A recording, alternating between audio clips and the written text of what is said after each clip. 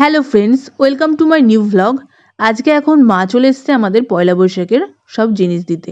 এটাকে দিয়েছে বুনুকে, তো আর এটা দিয়েছে ভাইকে, আর আমাকে দিয়েছে এই যে সুন্দর একটা হলুদ শাড়ি, আরও দিয়েছে এই যে এই সুন্দর একটা ছাপার শাড়ি, এছাড়াও একটা সুন্দর ব্লাউজ দিয়েছে এই যে মা দুর্গা পিছনে এরকম একটা সুন্দর, আর বরকে দিয়ে দিয়েছে টাকা। তো আমি এখন চলে আসলাম সন্ধ্যাটা দিয়ে, আর এখন সুন্দর করে আজকে বিছানাটা গুছিয়ে নিলাম।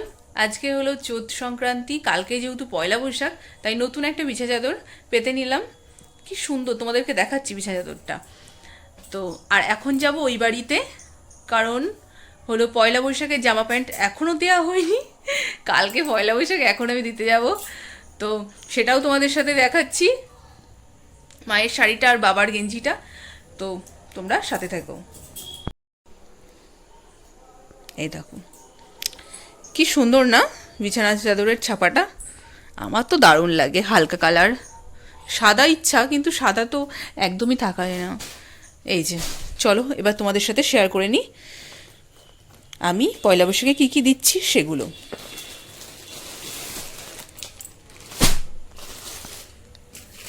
এই যে মায়ের শাড়ি,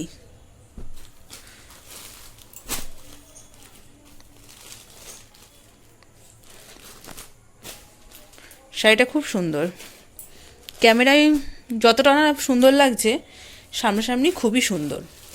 তো মায়ের জন্য একটা শাড়ি এনেছিলাম ফার্স্টে, তোমাদের তো সেটা দেখিয়েছি, কিন্তু সেই শাড়িটা একটু ফল্ট হয়েছে, তার জন্য আবার চেঞ্জ করতে হয়েছে। আর এই যে, আর এটা হলো বাবার গেঞ্জি। তো চলো এখন রেডি হয়ে যাওয়া যাক। আমি এখন রেডি হয়ে গেলাম, তো চলো যাওয়া যাক। চলে গিয়েছিলাম একটু বাজারে ফল কেনার জন্য। তো সেই মাকে এখন দিয়ে দিলাম, আর এদিকে এই নিয়ে এখন এসে কোল্ড ড্রিঙ্কস খেতে আরম্ভ করে দিয়েছে, আর আমি তো খেতে পারবো না কোল্ড ড্রিঙ্কস। বসে আছি,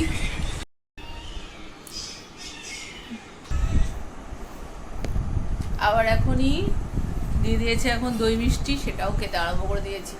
আর এখন সব গল্প করছি আমি, মা আর আমার বর। এখন ফ্রেশ হয়ে নিলাম।